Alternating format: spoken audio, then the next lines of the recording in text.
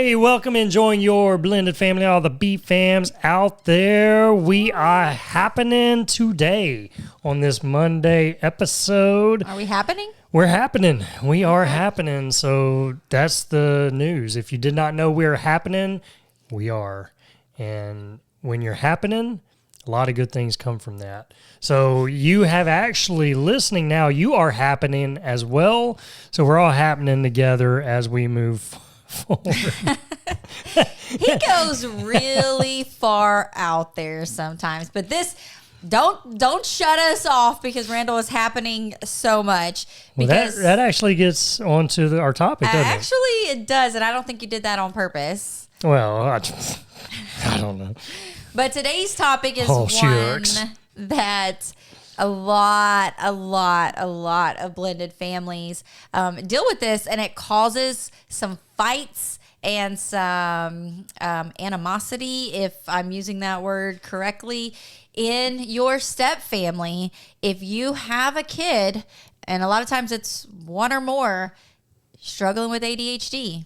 Ooh. Or if you, as an adult, also, that's a problem. That is true. And we have been there. We've been there, done that, and have a lot of bruises and stuff from it, but also have a lot of cool things. So we're going to share that. What does that look like, the complications that you can have from it, and how can you overcome that, and how can you not let that drive a wedge in your family? So this is going to be a good episode. Y'all stay tuned. ADHD in your step family.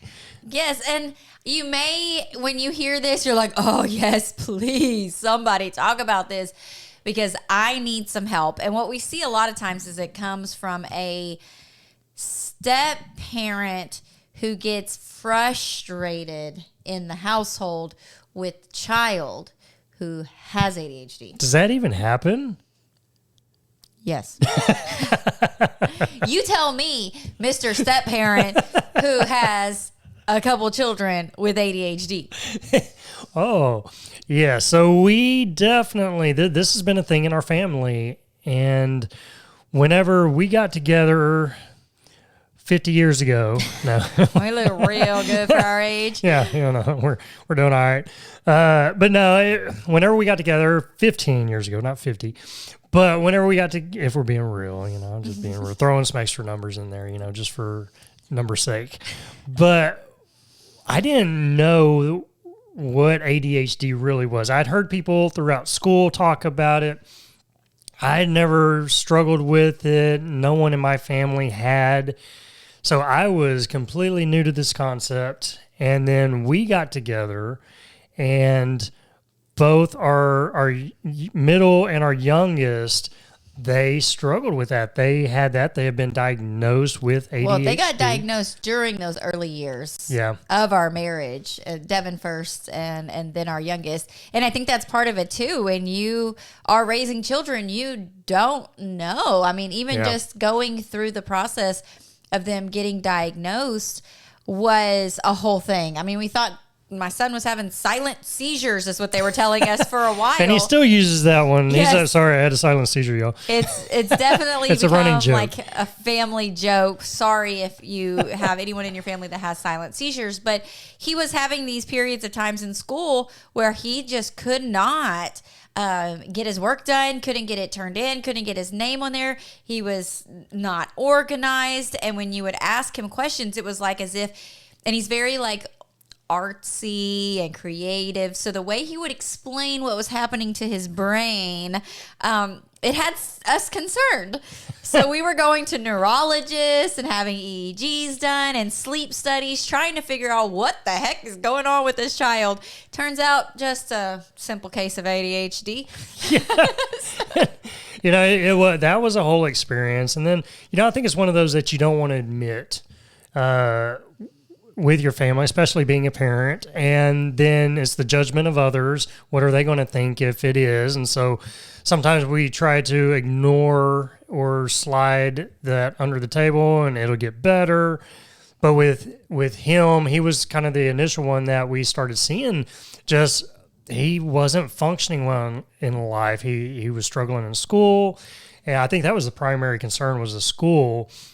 And we were trying to come up with, well, what in the world? But Well, and he was actually ADD. So at home and things you saw in his regular life, you didn't really notice that in the early years. It wasn't as if he was just all over the place. Very chill child. A little too chill sometimes, probably. And then in school was where we started to see the grades just, he repeated first grade. So then when he went into second grade, his teacher was now explaining things. I was now in the school system as well. So I had some background on ADHD and experience with that. But when it comes to your own child and having to navigate, okay, what do I do? And then, well, I don't know, we'll get into more of that. Yeah, and for me, having never experienced that, and then if I take into my personality and how I'm very structured and very organized, and now I'm living with people that are not, that just kind of... That includes me, people. I am a people. That just fly by the seat of their pants and hope everything works. They'll drive into a big city and just be like, where am I going? I have no idea. And, that's coming out in a podcast soon. Maybe we should save that one for this week.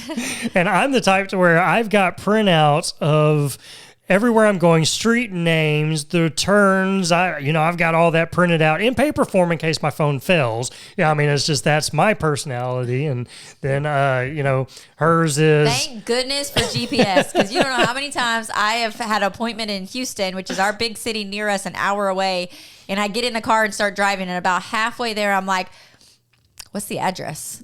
I have zero idea where I'm going. I just know I need to go this way. I know it's north. So, there's a lot of personality differences.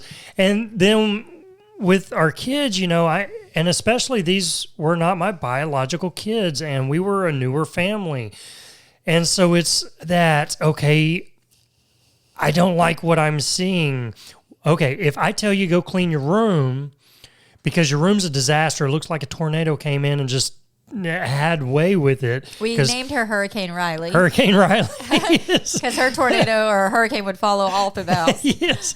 And her, their room looks like this, and this, we'll go clean up your room. And 6 hours later, their room is probably messier than it was before. And you're fighting with them the whole time, sitting there saying, you're not coming out of that room until it's clean. And then you go back and check, and they're still making a mess. And it's like, do you not get it, child? If you just spend 15 minutes, pick it all up, you can be done and go on with life and enjoy, go do whatever you want to do. But instead you're dragging this out, making it miserable for you, making it miserable for me. Don't you get it? And so these are some of the issues that we're starting to see, and that's just one example. And for my personality, I'm like, this is defiant. It honestly is what this is what's going on in my head. And I'm like, okay, well, now we've got to treat that, we got to discipline that.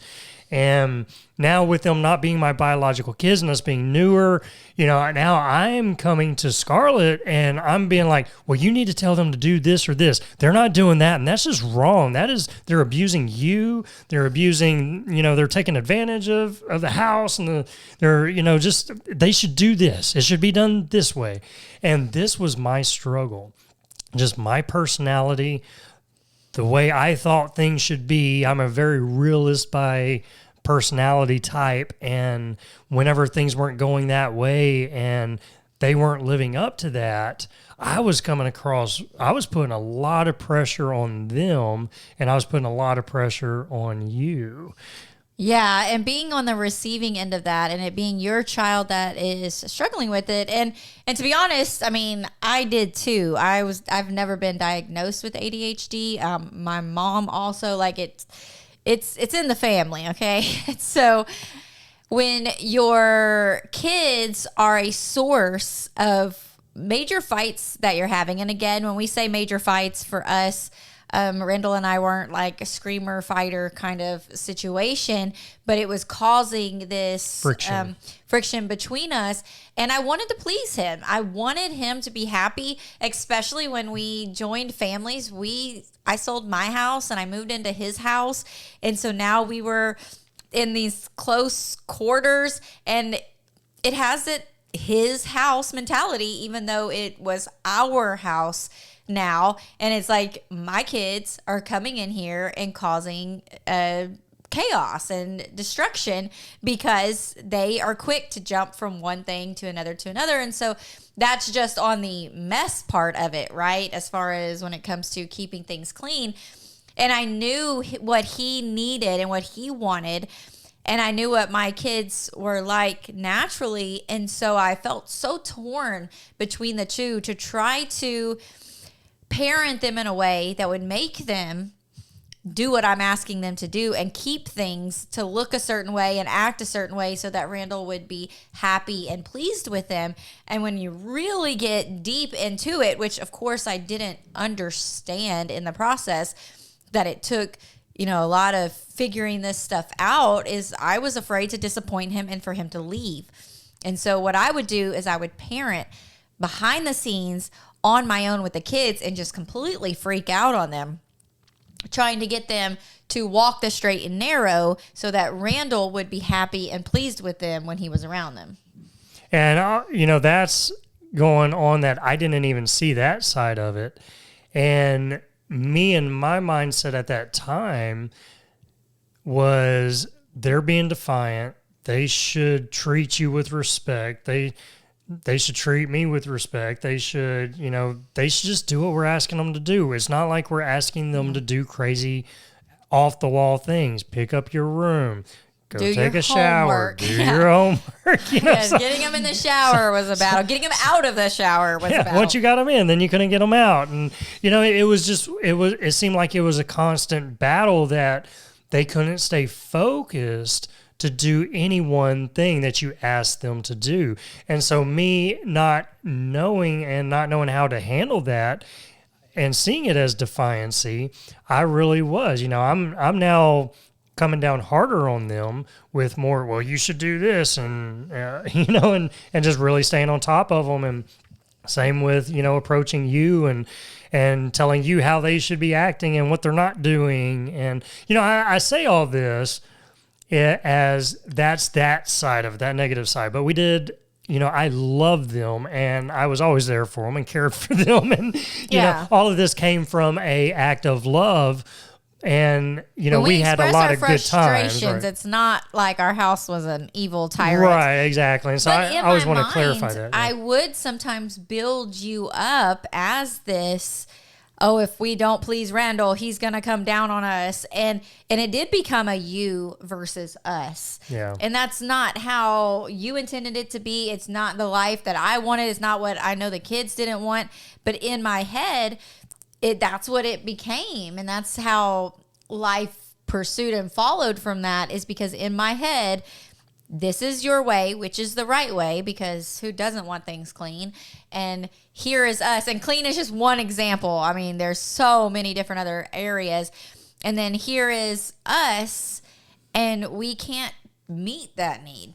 Yeah, and so really what I was doing was I was allowing that fear to come in to where they felt like they couldn't meet my standards because I was putting up these expectations, and they always felt like they couldn't hit it or achieve it. And so there's a sense of feeling like you're failing, feeling like there's that conditional love that's there, and just a lot of added judgment, added pressure, things like that is what was taking place. And all this was just, it was unfolding in our family because we had just married, and all these things start hitting. You know, our kids were really young at that time, and now we're having the issues in school. We're seeing the issues in trying to blend our house to where, you know, they operate differently than what me and my Riley, because we have two Rileys, if you don't know that, how we operated, and we're trying to figure out that dynamic and our differences. And then now all of a sudden you're throwing in them not getting good grades in school and not getting things turned in, and then not doing what we're asking them to do in the house. And so that led us into, well, should we get them tested? And then it's that whole battle of No, because if we get them tested, then it becomes real. It becomes a reality. And then what do we do then? Yeah, And because then you have to make the hard decisions. Do you medicate your child or not medicate? And being a teacher, I felt a lot of pressure too of my kids went to school where I worked, and so it was like, do I put them on medicine? Of course I have to put them on medicine because I don't want the teachers to judge me for being one of those parents that doesn't medicate my kids and they're not doing the things. And with little Riley, it was more of the all over the place ADHD, whereas Devin, it was more of the like, just ADD, distracted kind of thing. And so these are the added decisions that you have to make, and you can't just make those decisions on your own. I mean, that's a whole nother thing when you start deciding, do you medicate them or not? And then you're sending them to their other parents and they refuse to give them the medicine that you're doing. And it's throwing everything in a whirlwind. And then they say you have to try different medicines and find the one that works for you. And you're watching your kids, it sucked their personality out and keeping them from being able to eat. And you're trying to defend yourself to grandparents and to the co-parents and to your spouse. And it's getting me worked up just thinking about that time period. It was a challenge. And we say all this because if you have that in your family, then you're relating, and you're understanding, or maybe you're seeing some of the symptoms that we were seeing and you're like, oh man, well, what do I do? Is that this? And so that's kind of why we're sharing our story, because this was a big thing and it caused a lot of division in our family, not just in our immediate family, but in our extended family as well, and how we were handling it. Yeah. And so really, for us, we chose to listen to the doctors. What did the doctors say, or did they suggest? And if they suggested that, we're going to trust them because they're professionals. And, that's kind of what that was our approach initially with that. And so we did. We medicated for a while and tried different things. And they were and that was the hard part. They were very successful in school on medication. Yeah. And so it's like you see that and you're like, wow, like they're top A students when they have their medicine, but when they don't have their medicine, they got zeros because they can't even turn their papers in.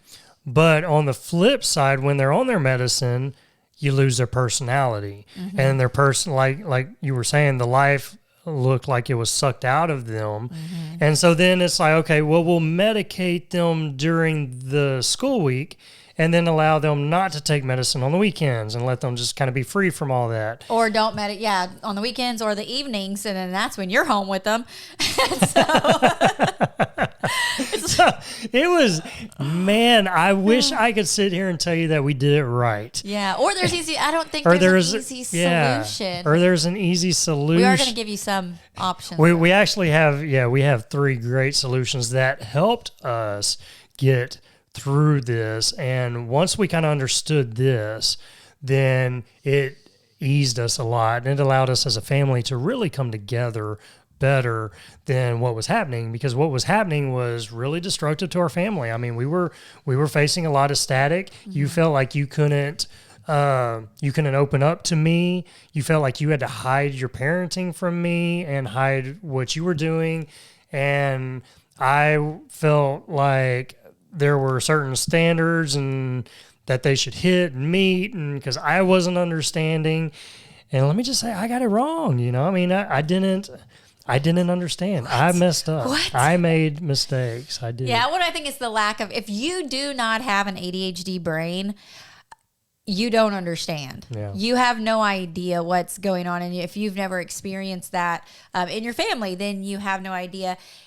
And once you understand just what it is, you can really see it as a superpower. Yeah. And that's where I'd heard something, I think it was Brendan Burchard on Instagram. I was just scrolling and he was talking about his ADHD and it being a superpower and like loving it and accepting it for what it is. And that's truly where we want to get our kids. And so what we're going to talk about here in just a minute, and giving these solutions in a sense on how to accept the superpower that your kids have, or you, if you're the one with ADHD, and see it for the positive that it is instead of letting it come in and cause chaos. Yeah, definitely. And that's, it is. It's one of those that we struggled with, and even in our marriage, just us thinking differently and it played a part in our whole family dynamics and learning how to work through that instead of us sitting there saying, let's throw in the towel. We're done. Let's go find another family and just have more heartache and headaches and all this other stuff. And still, And so, we kind of buckled down, and we'll share some of that and some of these great tips. If this is your family dynamics and you're struggling with this, we'll share some of those here in just a minute. So y'all stay tuned. Blended families can be hard at times, can't they?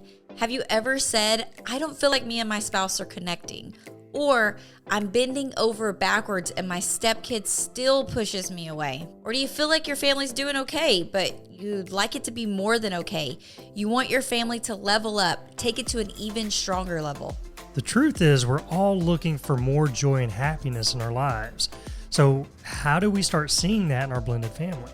Because really, our family is the first place we should truly be enjoying and having the most fun with.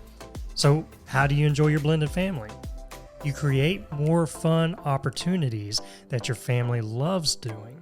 These are big things, they're small things that cost money, things that don't cost money. But the more fun you have together, the less blended family drama you'll have, which equals more joy and happiness for everyone. Now, you may be saying, yeah, but I don't know how to do that. I don't even know where to start. That's okay. We walk you through 5 fun dates you get to have with your family. These dates help you discover those fun things your family loves doing. You'll walk away with so many more great ideas and have an amazing, easy plan to make it happen and to keep it going. Plus, you get to have a lot of fun discovering all this in the process. We walk you through everything and make it really fun and easy. So how do you enjoy your blended family? By going on these 5 dates and discovering fun in your stepfamily. You'll be so glad you did. Have more fun together and you'll see less problems. The link to get started on this amazing journey is in the show notes of this episode. All right, so I want to share a little story before we get into those 3 things to help, because it's story time. This was just eye-opening. This happened to me last week, and I think I am cured back to my ADHD brain. But last week, I cannot tell you why or what happened to me, but I experienced, I'm assuming, what it's like to be a person without ADHD or be a man. Because that's the only way that I could explain. But my brain was actually not thinking 100 things at the same time. Like, I woke up that morning, and I do a thing called Prayers from a Mom, where I go live and we pray over different topics, like things like this, like praying over ADHD, our kids that have ADHD. Super plug for that. She goes live Monday through Thursdays on Facebook. You can join that. Or there's a podcast called Prayers from a Mom that we take those and we put it on there so that people can use and have a devotion and pray over your kids. Thank you. Now back to this episode. And so I wake up, and by 6 o'clock, I go live for 30 minutes. And I was struggling, like thoughts were not coming to my head. And normally they just flow in my head, and I have to choose which ones I'm going to let come out of my mouth. And then I finished the devotion, and I came downstairs, and still there were no thoughts. And I was having to think about thinking, which I never do. The thoughts are just there, going crazy all the time. And I went through about 2 days, I feel like, of just zero thought. So when I was explaining to Randall when he came in the room, I was like, I don't know what happened. The only way I can explain it is like when I say, what are you thinking about? And you say nothing, and you mean that you literally have nothing going on in your head. That's what's happening in my head right now. Nothing. And as the days unfolded, I began to miss my superpower. I felt like I was losing my creativity in the thoughts. Like I was having to force myself to try to think of stuff to be able to accomplish what I needed to for what we do here. And I was like, God, thank you for showing me that this is actually a good thing. So I just wanted to share that with you as well. The difference of that mind that does not have a whole bunch going on at the same time, and the ones that do, but how those thoughts, it's creative. As you were talking, I'm thinking of Wizard of Oz. If I only had a brain, do, do, do, do, do. With my thoughts, I'd be thinking. That's where I was. I was the scarecrow dancing. Such a good show. But, and that's us guys, if we only had a brain. But no. But there are, ADHD, ADD. It is a thing. It is a thing in your family, and like we were saying, there were so many struggles that we had with that, and really, it all came from me and adding that pressure. And the thing is, when we were going through it, I didn't realize that that's what I was doing. I was so closed off on, I'm right, they're wrong. It should be this way. It shouldn't be that way. And it wasn't until God hit me with an ugly stick. Like I said, I would not be the man I am today without God in my life. And, whenever I get really frustrated and when I get really frustrated or things are irritating me or I just get called a jerk or something like that, then I'm like, wait a minute. Instead of, sometimes I'll get defensive, but then I want to take it back to the root and be like, okay, God, what's happening? Like, what's going on here? Search my heart and expose what needs to be exposed and help me see things the way that you see them. And, really getting serious, whenever I pray that, help me see everyone the way you see them. Help me see me the way you see me, because he sees us from a totally different perspective. We have all these rules and thoughts and whatever. He sees us with complete love, unconditional, and he sees the best in us because he created us in who we are today. And whenever that revelation hit me, it's like, man, okay, so why are they struggling with this? And, the truth is, it's not wrong. It's not a wrong way to be. It's just that as society, we have put wrong and right in a box, especially with our school systems, that we have to function this way. And if you don't function this way, then you're wrong.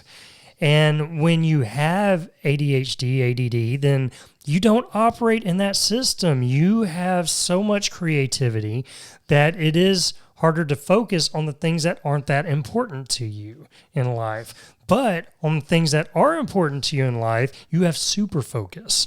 And that is where so many people have succeeded in life, is once they found that one thing for them, they have done it so well. And they've become very good at it and very successful with it. And that's the power of having that. And, I think growing up, just us as society and our school systems, we suppress that and we try to suppress it or we try to medicate it or, so that it can function in our society. And so there was a lot of growing I had to do just personally to understand that it's okay. We're all made different. And so kind of after me and Scarlett, we had a lot of hardships on this. We had a lot of, debates and differences and we were really just trying to figure it out. Oh, we were still early on in our marriage, so we were still trying to figure out marriage and each other. And so it's just an added, complication on top of it when you don't even know how to communicate about normal everyday life. And now you add in something more serious. Yeah, so we what our approach to it was, we always take things to God. We're big believers in prayer.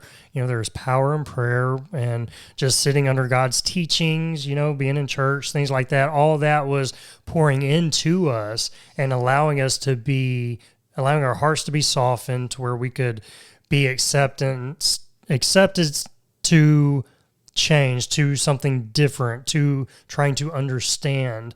And then that led us into where we're also very, we seek knowledge, we try to search for knowledge. So we're always looking at podcasts and books and all kinds of things. So we dove hard into a lot of books on ADHD and what does that look like? And that really opened my eyes a lot to where now I started understanding what it was.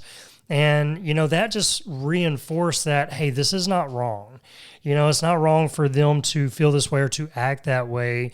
And actually, we can use it as a good thing. Now, there are tools out there that can help them to control it and to allow it not to be such a negative in their life, but to be a very positive in their life. And so we were starting to really learn those things as well. And it's like, okay, so it really just took change. It took both of us. You just needed to change. I just needed to change. I just needed to change. It's like, God, change me for who I am. Forgive me. I am a sinful man. Well, and I think the first thing, and that's what the point is accepting it for what it is. And you don't get to that without finding that knowledge, understanding, maybe going through a process of getting a diagnosis, and getting diagnosed and having your kid tested or whatever doesn't necessarily mean, you get them tested, you have to medicate them, but just accepting this is our life. This is normal. This is how my kid was created, and not seeing it as necessarily that it is wrong. Just because if you see two brains, this is one with ADHD and this is one without ADHD, and one looks like stuff's firing off all the time and one looks like, just some normal little things happening here. In my head, this is normal brain. This is ADHD brain, or this is a brain on drugs. This is an egg. That old commercial. Anyways, but it was like, if you see this as normal, then that means that is abnormal. And then that just not my kid abnormal. What? I have to go to meetings at the school. My kids, it has to have a special plan for this. It's like it goes under this special ed umbrella sometimes in different school districts. And just accepting, okay, this is my child. In Psalms 139, it explains to us, it's the most poetic, beautiful description that God can give us of how he created each of us. Yeah. He created me, he created Randall, he created you, he created our children all so uniquely. It says he knitted them together inside of their mother's womb. He knows, he has their story written out for them. It says he knows the thoughts that they have before they even have them. And so I have to remind myself, if God created them and this is something that they have, then there's a reason. He's going to use this to propel them. And if you just do a quick Google search, celebrities or famous people with ADHD, you see some incredible people that have taken this, who they were created to be, and super focused in on these areas. There's athletes like Michael Phelps, Jim Carrey. I had said athletes, but Jim Carrey, and actors, and Britney Spears, Justin Timberlake, Will Smith, JFK, just to name a few. Quick Google search, you see this, and it's like, oh, wow, okay. But the thing is, I think we have more awareness of that now. And schools are trying to aid that. They're trying to help them to be successful through the system, that way that they're not feeling like failures or things like that. So it's one of those to where whenever you do, you take it back to, God created them this way, and they're not broken, and I think we had labeled that as brokenness before, and it's like, you never want your kids to be that or to feel that. And so as a parent, now you do get defensive, and, that can alter your judgment. It can alter your choices that you make and stuff like that. But really coming to that acceptance, and that is for, overcoming that. Number one is accepting them for who they are. This is them. And they are perfect in God's eyes, just like you're perfect in God's eyes, and it's not wrong. And understanding that, understanding who they are, and being able to help them navigate. But it's also the way that we communicate with them. And whenever maybe you do have to have special meetings in school and stuff like that, and be just like, hey, it's okay. This is just trying to help you fit into this system that they created, which is a very biased system. You're so creative, and you've got so much, it is a superpower for you. But, we're going to kind of play their system a little bit to help you get through these. That way you can really excel in where you're going to be in life. If that's the path, and you and your family, which means your co-parents as well, you may decide that the regular school system is not for your kid. You may decide that homeschooling, and it may be you personally as biological mom can't homeschool, but maybe stepmom can, or someone, you get to choose that. There are other schools. I think the school is starting to catch on. They are creating different places like Montessori type schools or different what was the word that I was going for? But they have like programs out there that are not like STEM academies and stuff like that are based on letting your kids kind of go on these paths that are more for them, and not just let's sit in a desk and listen to someone talk for the majority of the day. But then also along with that, I get really passionate about the school stuff, the teacher in me, but also something that I didn't understand when it came to my kids and their ADHD is accepting the fact that if they don't have straight A's, that's okay. Straight A's is not the determining factor if our kids are smart or successful. That is just how a system decided to put into place, okay, who has met this mark. And there's so many other factors that go into that. So I wish that I wouldn't have made so many decisions based off if they could have straight A's versus if they could be successful in others, or just be okay with C's and B's, it's okay. We just want you to pass. Let's just help you pass. And that's where we got towards the end. Yeah. And they did. They did, and then, then that goes into college and stuff. Maybe they go to college, maybe they don't. And there are so many successful people that never went to college or who dropped out of college and stuff like that. So, we can put as parents so many factors and pressures on them that don't need to be there, because maybe that's not who they are.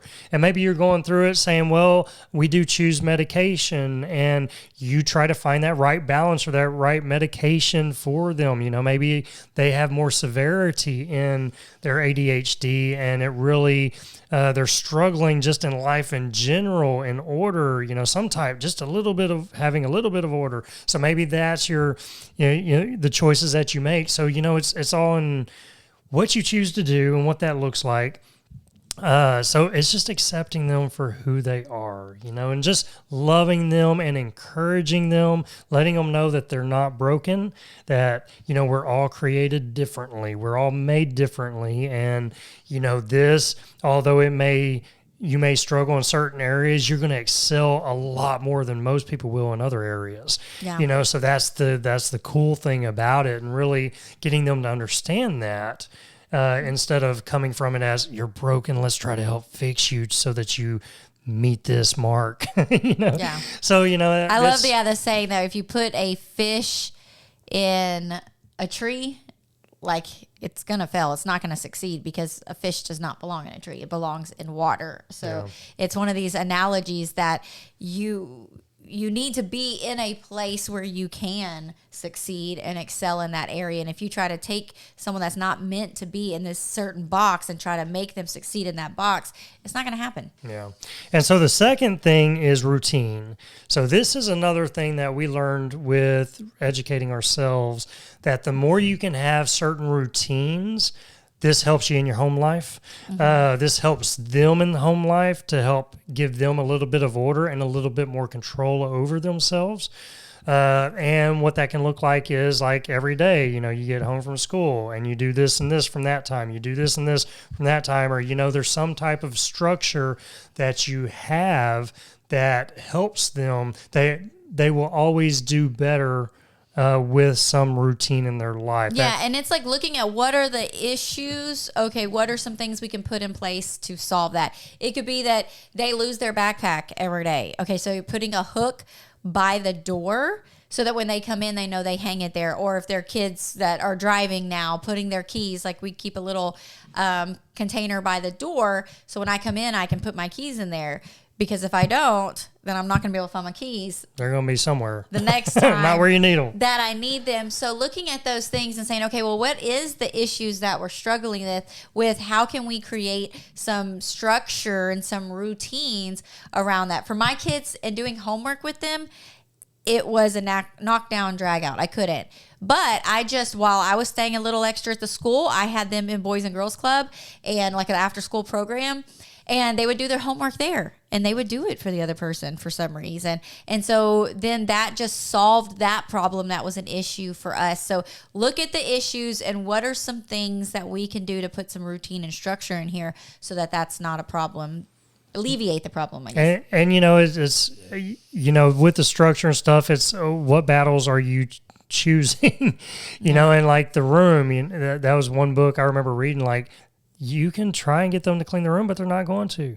It's just not going to happen. That's not them. That's not who they are. And so, I got more lenient on that. And like, you can have your room however you want it. Just make sure it stays in your room.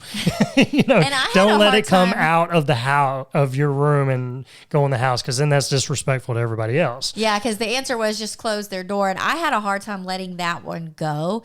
And some of my biggest regrets looking back at my parenting was the battles over the room, because I would go irate. She would go extreme. I would go dump everything out in the middle of the room. I would take everything out of place and pile it all up. I'm giving you my inner dark secrets here. I would pile everything that was out of place in the middle, and they would have this huge, overwhelming mountain in front of them. Like, what am I going to do with this? And so it would cause such friction with us. And I'm like, why? And then I would take pictures of it clean. And I did all of this to try to help them. But I would like take pictures of what a clean room looks like or what this area looks like so that they would have something to guide them.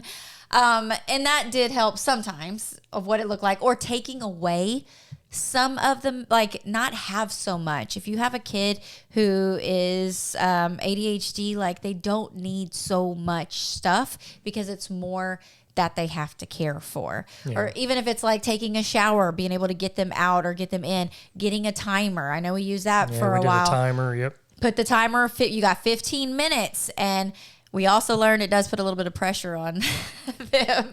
But these are little things that you can start trying to include in your daily life so that you can alleviate some of those things. Yeah, so that helps, and that helps them to understand control and to control some of where they're struggling in just everyday life. So that routine is a big thing. And then the last thing is patience. So, we have acceptance, routine, and patience, and having patience with them, knowing that, they may not get it quickly, that it may take some time. Mm-hmm. It may take some, over and over and over again, just to try to help them to, certain things with living with other people, that's really it. It's not trying to get them to change who they are, but it's trying to help them have a little routine in life to be able to, just to be able to work well with other people instead of pushing others away. Right. And, you want them to have that as well. And that's a life skill that they're going to have to take with them if they do have roommates or they get married someday, like learning how to function around other people that function differently than them. Yeah. So there is, you want them to be free to be who they are, but you also want them to have a little life skills in them as well. And so routine and just being patient with them and knowing that it can take them a little bit to get some of that stuff if, that's something that they need to get. But, ultimately it's loving them through it, knowing that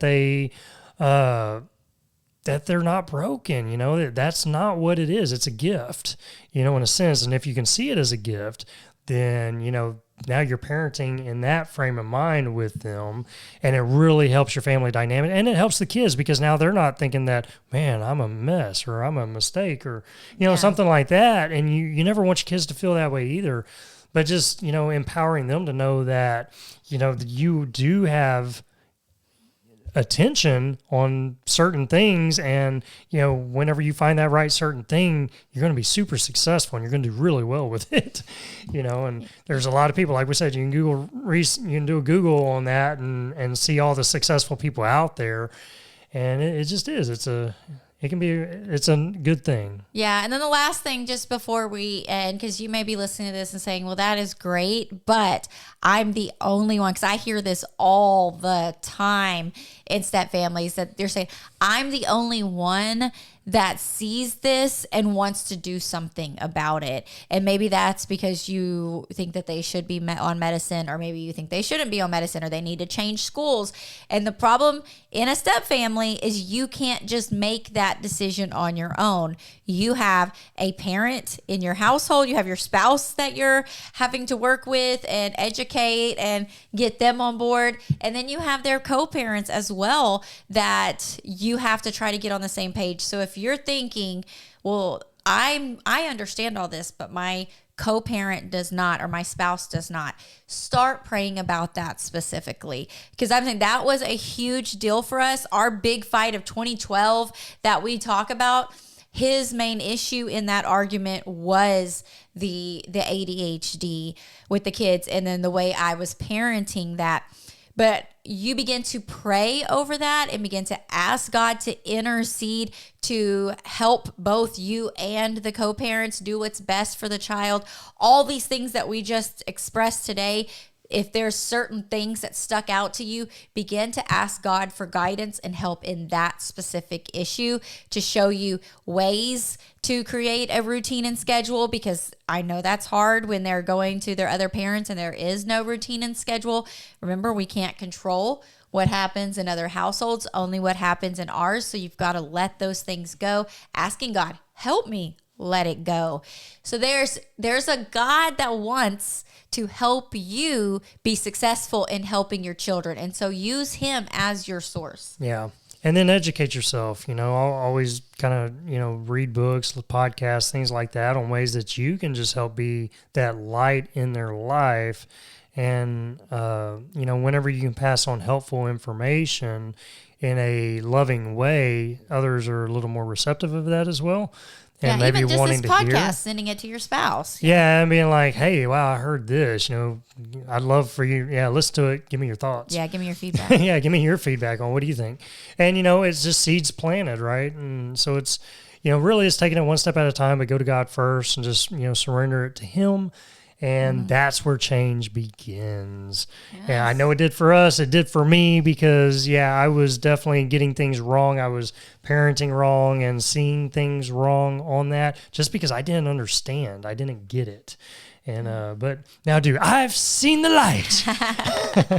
I saw the light. I saw the light. There we go. So, it is one of those. And whenever that was that change we needed in our family, that really helped us and helped me and my bonus kids really have a better relationship. Because before, I think it allowed a lot of walls and stuff to where they felt like I set a bar too high that they couldn't hit. And then I was sitting there feeling like I had to set a bar. And, we finally said, bars are stupid. Let's throw them away.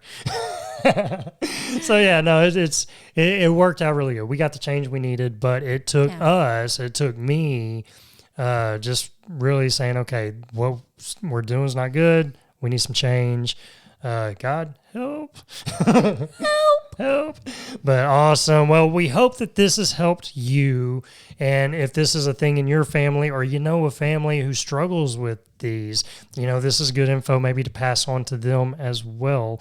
And hopefully you gain some encouragement, and that will help break down some of those walls that might be up in your family and allow for y'all to come together much mo better. Mo better. So listen, we love you guys, and we will see yous on the next episode. Bye. Later. Thanks for joining us today. We hope this episode has been a blessing and encouraged your family journey. Make sure you stay connected with us and join our weekly Blended Family newsletter. We send an email out every Friday morning full of support and encouragement. And when you join, we also want to give you a free gift. So go get yours today. The link is in the show notes below. Have an amazing day. Remember to enjoy the journey with your blended family, and we'll see you on the next episode.